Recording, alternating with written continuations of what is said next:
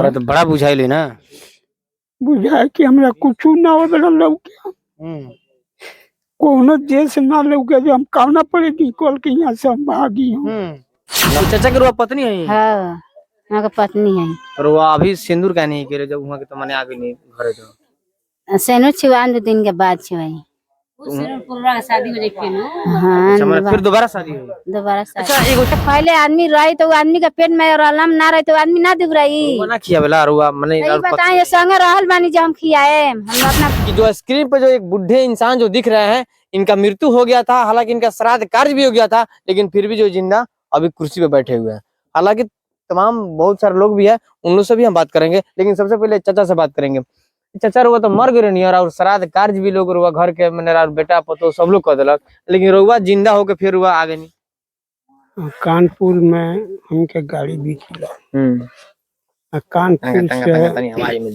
कानपुर से गाड़ी हम के बीच रहल बा तो उ लोग भाग के घर चल गए लोग हम वही जा छोड़ दहल लोग पेशाब करे गए रहनी उन से लौटनी तो जहाँ तक सब जना भाग गए लोग वो गाड़ी पर हम दूसरा गाड़ी हमरा पकड़ा गई हम कहनी यही पर हुई सब तो हम चल गए ये थी चित्रकूट आखिरी ठोर पर तो तई गनी तो एक जना से हम पूछनी तो कहलो बाबू ये चित्रकूट हो तो तई से फेन भगनी आके बीच में गौरी चित्रकूट बाटे मन वही में कह तो तई ज्यादा गाड़ी ना रुके ले स्लो भर करी आ बढ़ते रही। अच्छा अच्छा वही या चित्रकूट से हम उतर के आ हम चल दहनी क्या वो पियनी से आ वही से हम रास्ता पकड़ लनी बुझम जे दक्षिण के छौरे रोडे रहे आधा रोड में हम गई नहीं तो बुझम जे जंगले माने रोडवा बीचे बीचे रोड जंगल के बहर रहे वही पर हम निकलनी अनी आश्रम में पानी पियनी बाबा लगले बोले जय बेरा मत जा कहीं जनावर मार दी से आज यही जा रह जा तो वही जा रहते रहते 1 महीना तक माने हमरा बुझाते 1 महीना माने 1 महीना रो जानवर हो गए। हाँ वही घर के लोग साबित कर देला कि रो मर गेल बनी। हाँ यहाँ काम क्रिया सब कर दल रहे और कामो क्रिया हो गई रहे।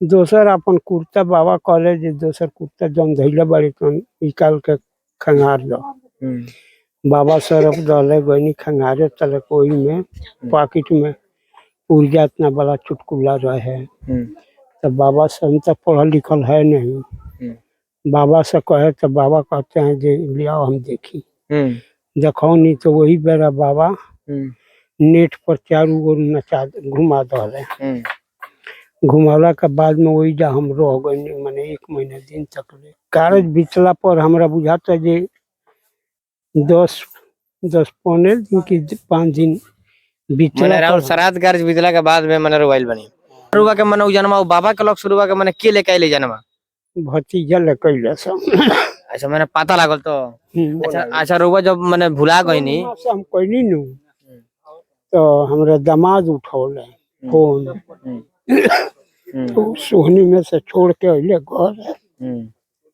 वो कहले जे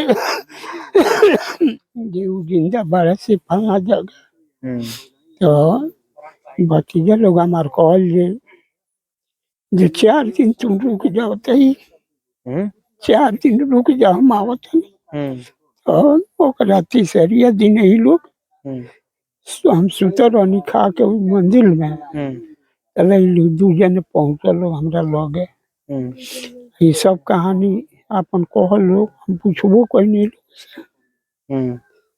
तो बड़ा बुझाइले ना।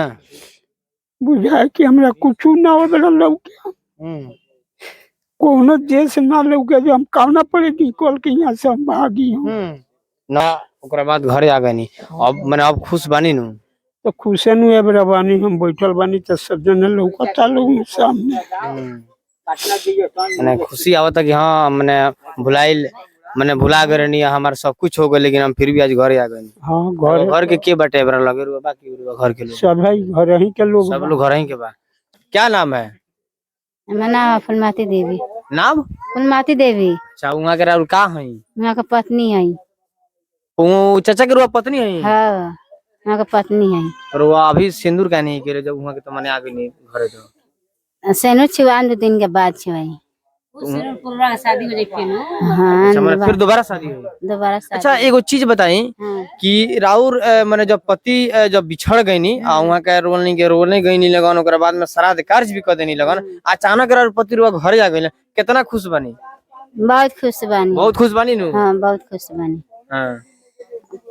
अच्छा एगो चीज और बताई मतलब कि जब वहाँ के मैंने बिछड़नी जब ये चीज मैंने भई रहे तो ओकरा बाद में रोलनी के मैंने स्पष्ट रूप से पता रहे कि वहाँ के मर गई बनी। हाँ। रोलनी के ई जानकारी ना रहे कि वहाँ के कहीं भुलाइल बनी और वही पता रहे कि मर गई जानकारी बनी। इतना ना रहे जे 1 महीना हन के जियो के फोन से बात हो ना भइन तो 1 महीना के बाद में कहनी जे हम घर पर जो जाके कहनी जे काम क्रिया रोलन कह दी जान तो काम क्रिया कोई नहीं लगा। हाँ काम क्रिया सब हो गइल बा। तब बाद में जे 12 दिन बीतला के बाद में मालिक साहब हमार फोन कैनी तब वहाँ से हम अपन लोग लेके के हम भेजनी हमार जाके खोज के लिए आइलो तब हमरा घर पर आइल बनी। लेकिन अपने आप के रुआ विधवा मैंने महसूस कर ले विधवा अपने मन से हो गई। मैंने विधवा हो गई। हाँ विधवा हो गई। लेकिन भगवान की लीला देखिए इनके पति जो है बिछड़ जाते हैं आने के दौरान। अच्छा कहाँ वहाँ गए रहनी।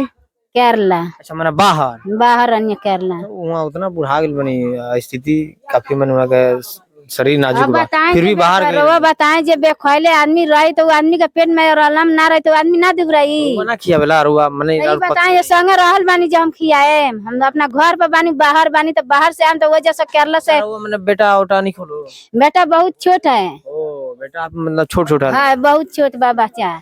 यानी कि कमाने वाला भी कोई नहीं है। अब बात ये है अगर कोई कमाने वाला होता तो शायद वो मतलब उतना कम ज्यादा उम्र के जो है व्यक्ति जो है बाहर नहीं जाते। और उनकी ये पत्नी है हालांकि मैंने इनसे भी बात किया लो भी है थोड़ा इधर घुमा दीजिए।